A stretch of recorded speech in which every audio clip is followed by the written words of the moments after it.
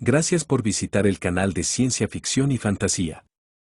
Por favor suscríbete para enterarte de nuevos audiolibros subidos y deja un me gusta en este video para visibilizar este canal.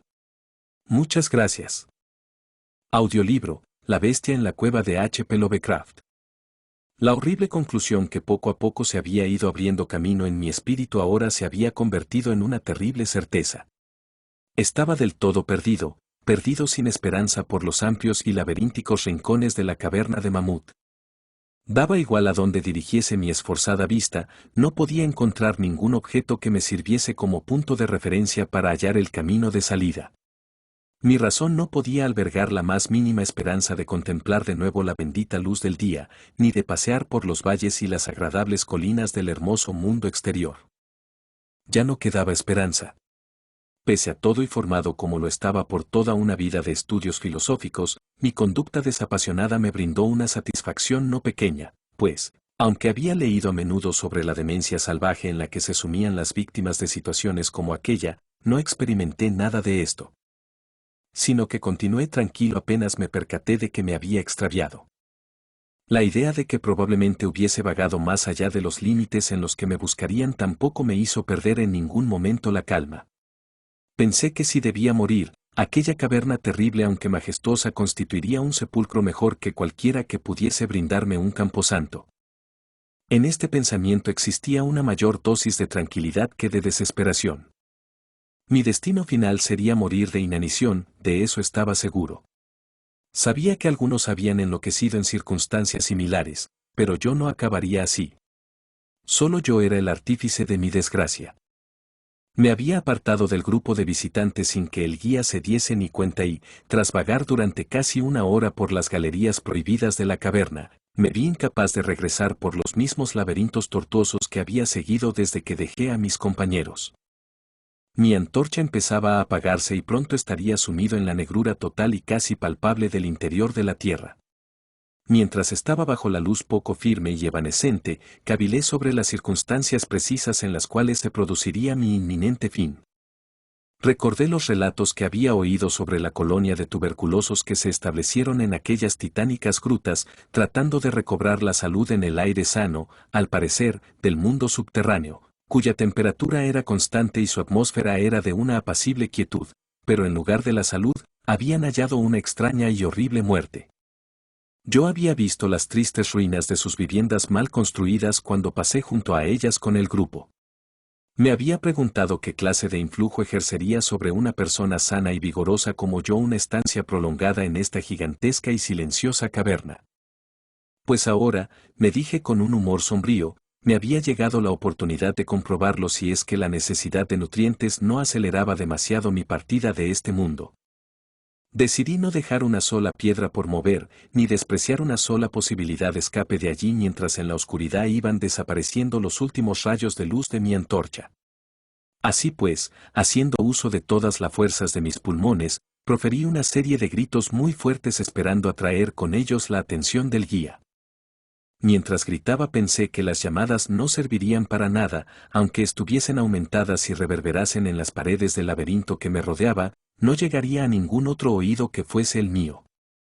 Sin embargo, mi imaginación se sobresaltó cuando creí escuchar el sonido de unos débiles pasos que se aproximaban sobre el suelo rocoso de la caverna. ¿Estaba a punto de recuperar ya la libertad? ¿Habrían sido en vano todos mis terribles temores? ¿Se habría percatado el guía de mi ausencia no autorizada del grupo y estaría siguiendo mi rastro por el laberinto de piedra caliza? Animado por estas alegres preguntas que desbordaban mi imaginación, estaba dispuesto a continuar mis gritos para ser descubierto cuanto antes, cuando mi gozo se convirtió de pronto en horror conforme escuchaba. Mi oído, que siempre había muy fino y que ahora estaba mucho más sensibilizado por el silencio absoluto de la caverna, trajo a mi mente embotada la temible e inesperada idea de que aquellos pasos no correspondían a ningún ser humano mortal. El guía llevaba botas y sus pasos habrían sonado en la calma sobrenatural de aquella región soterrada como una sucesión de golpes agudos y cortos. Sin embargo, aquellos golpes eran blandos y sigilosos, igual que los que producen las garras de un felino. Además, cuando escuché con atención, creí distinguir las pisadas de 4 patas y no de 2 pies. Entonces me convencí de que había despertado y atraído con mis gritos a algún animal feroz, tal vez a un puma que se hubiese metido por accidente en el interior de la caverna. Pensé que posiblemente el Todopoderoso me hubiese deparado una muerte más rápida y piadosa que la inanición. Sin embargo, el instinto de conservación, que nunca está del todo dormido, se agitó en mi interior. Aunque huir del peligro que se acercaba de nada serviría más para conservarme para un final más atroz y prolongado, decidí que pese a todo vendería mi piel lo más cara posible. Por raro que pueda parecer, mi cabeza solo podía atribuir al visitante intenciones hostiles. Así pues, me quedé muy quieto, esperando que la bestia, al no oír sonido alguno que le sirviese de guía, perdiese el rumbo, igual que me había ocurrido a mí, y pasase de largo a mi lado. Pero esta esperanza no estaba destinada a materializarse, ya que los extraños pasos avanzaban sin vacilación. Era obvio que el animal percibía mi olor, pues no cabía duda de era posible seguir mi rastro desde una gran distancia en una atmósfera como la de aquella caverna, donde no había ningún otro efluvio que pudiese despistarlo. Por tanto, me percaté de que debía armarme para protegerme de un misterioso e invisible ataque en la oscuridad, así que palpé a mi alrededor, seleccionando el mayor de entre los fragmentos de roca que estaban esparcidos por doquier en el suelo de la caverna. Agarré entonces uno con cada mano para utilizarlos de inmediato y aguardé con resignación el inevitable resultado. Entretanto, se acercaban las terroríficas pisadas de las arpas. Lo cierto es que la conducta de aquella criatura era de lo más extraño. Casi todo el tiempo, las pisadas parecían de un cuadrúpedo que caminase con una singular falta de coordinación entre las patas delanteras y las posteriores. Sin embargo, a intervalos breves y frecuentes me parecía que el proceso de locomoción era realizado solo por dos patas. Me preguntaba qué especie de animal iba a enfrentarse conmigo. Pensé que debía tratarse de alguna pobre bestia que había pagado cara la curiosidad que la llevó a investigar una de las bocas de la temible gruta con un encierro de por vida en sus recintos sin fin.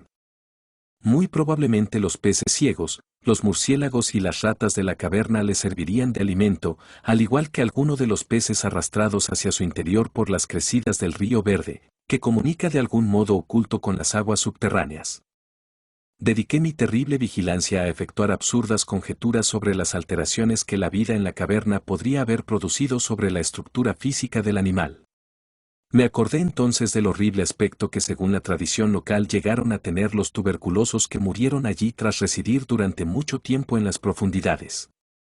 Entonces recordé con un estremecimiento que, aunque llegase a matar a mi enemigo, jamás vería qué forma tenía, pues hacía un buen rato que mi antorcha se había apagado y yo estaba completamente desprovisto de cerillas.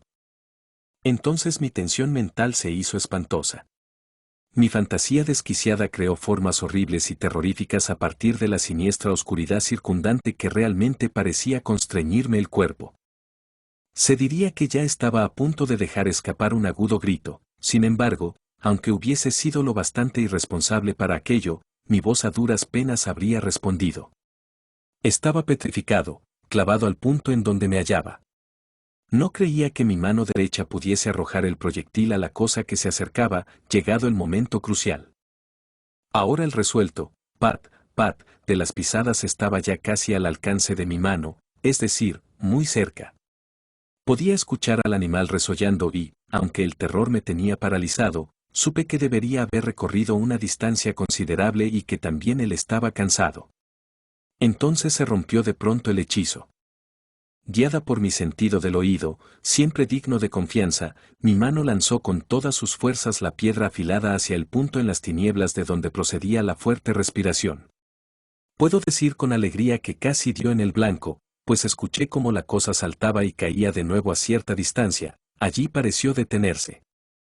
Tras reajustar la puntería, lancé el segundo proyectil, con más eficacia esta vez. Oí como la criatura, vencida por completo, caía y permanecía tirada en suelo, inmóvil. Casi agobiado por el alivio que me invadió, me apoyé en la pared.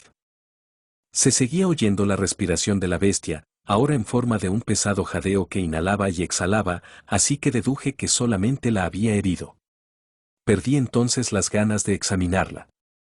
Un miedo supersticioso e irracional se había instalado por fin en mi cerebro y no me aproximé al cuerpo ni continué lanzándole piedras para acabar con su vida. En vez de esto, corrí tan deprisa como pude en la dirección por la que había llegado hasta ese punto, o más bien lo que me pareció aproximadamente la misma dirección, dado mi estado frenético. Entonces oí un sonido o una sucesión regular de sonidos. Pronto se transformaron en una serie de agudos chasquidos metálicos. Esta vez no cabía duda de que era el guía. Grité, aullé e incluso reí de felicidad al ver en el techo abovedado el débil fulgor. Sabía que era la luz reflejada de una tea que se aproximaba. Corrí al encuentro del fulgor y, antes de que pudiese comprender en su totalidad lo que había sucedido, estaba arrodillado a los pies del guía, besando sus botas mientras balbuceaba como un imbécil, pese a mi orgullosa y habitual reserva, explicaciones inconexas. Narraba con ímpetu mi espantosa historia, atosigando al mismo tiempo a quien me escuchaba con protestas de gratitud. Finalmente retorné a algo parecido a mi estado normal de conciencia. El guía había notado mi ausencia cuando el grupo volvió a la boca de la caverna. Así pues, llevado por su propio sentido intuitivo de la orientación, se había puesto a explorar concienzudamente los pasadizos laterales que iban más allá del punto en donde había hablado conmigo por última vez. De este modo localizó mi posición tras llevar a cabo una búsqueda que duró más de 3 horas. Después de contarme esto, yo, que me sentía envalentonado por su tea y por su compañía, me puse a reflexionar sobre la extraña bestia a la que había herido no muy lejos de allí, en las tinieblas, y le sugerí que con la ayuda de la luz averiguásemos qué tipo de animal había sido mi víctima. Así pues, volví sobre mis pasos hasta el escenario de la terrible experiencia. Pronto descubrimos en el suelo un objeto blanco, más blanco incluso que la reluciente piedra caliza. Nos acercamos con mucha precaución y dejamos escapar una simultánea exclamación de asombro. Aquel era el más extraño de cualquier monstruo sobrenatural que ninguno de nosotros hubiese visto en su vida. Resultó ser un simio antropoide de grandes dimensiones, tal vez escapado de algún zoológico ambulante. Tenía el pelaje blanco como la nieve, lo cual inequívocamente se debía a la acción blanqueadora de una larga estancia en el interior de la oscura caverna. Además, también era sorprendentemente escaso y se le había caído de casi todo el cuerpo, menos de la cabeza. Allí se abundaba y era tan largo que le caía en cascada sobre los hombros. La criatura tenía la cara girada hacia el lado opuesto a donde estábamos y yacía casi directamente sobre ella. La inclinación de sus miembros era peculiar, pero explicaba por qué los utilizaba alternativamente, como yo había notado antes, de modo que la bestia avanzaba en ocasiones a 4 patas, y en otras ocasiones solo sobre 2. Las puntas de sus dedos terminaban en uñas muy largas, como de rata. No tenía pies prensiles, lo cual lo atribuí yo a la larga estancia en la caverna que, como he dicho anteriormente, parecía también ser la causa evidente de su total blancura, casi sobrenatural, tan propia de toda su anatomía. Parecía carecer de cola. La respiración se había debilitado enormemente. El guía sacó entonces su pistola con la intención evidente de liquidar a la criatura. Fue entonces cuando de pronto ésta emitió un sonido que hizo que el arma se le cayese de las manos sin haber sido disparada. Resulta complicado describir la naturaleza de aquel sonido. Carecía del tono normal en cualquier especie conocida de monos, así que me pregunté si su cualidad antinatural no sería la consecuencia de un completo y prolongado silencio durante mucho tiempo, que se había roto debido a la sensación de que llegaba luz, algo que la bestia no debía haber visto desde que se adentró en la caverna. El sonido, que trataré de describir como una especie de parloteo en tono grave, continuó débilmente. De manera simultánea, el cuerpo del animal pareció sacudido por un fugaz espasmo de energía. Las garras hicieron un movimiento convulsivo mientras los miembros se contraían. Rodó sobre sí mismo con una convulsión del cuerpo, de modo que la cara quedó mirando hacia nosotros. Durante un instante quedé tan petrificado de espanto por los ojos así revelados que no me di cuenta de nada más. Eran unos ojos negros, de una negrura profunda que contrastaba horriblemente con la piel y el cabello blancos como la nieve.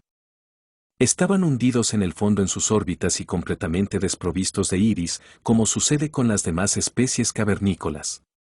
Cuando miré con más atención, Vi que estaban insertos en un rostro con menos prognatismo que los monos corrientes y que era infinitamente menos velludo. La nariz era prominente. Mientras observábamos aquella misteriosa visión que se presentaba a nuestros ojos, los gruesos labios se abrieron y brotaron varios sonidos de ellos, tras lo cual aquella cosa se hundió en el descanso que da la muerte. El guía me agarró la manga de la chaqueta y tembló con una violencia tal que la luz de su tea se estremeció convulsivamente y proyectó sobre la pared fantasmagóricas sombras en movimiento. Yo no me moví. Me había quedado rígido. Tenía los ojos horrorizados, clavados en el suelo que había delante de mí. El miedo me abandonó y fue seguido por el asombro, la aprensión, la compasión y el respeto. Los sonidos que profirió la figura abatida que yacía entre las rocas calizas nos contaron la terrible realidad. La criatura que había matado, la extraña bestia de la insondable cueva, era o alguna vez había sido un hombre. Fin.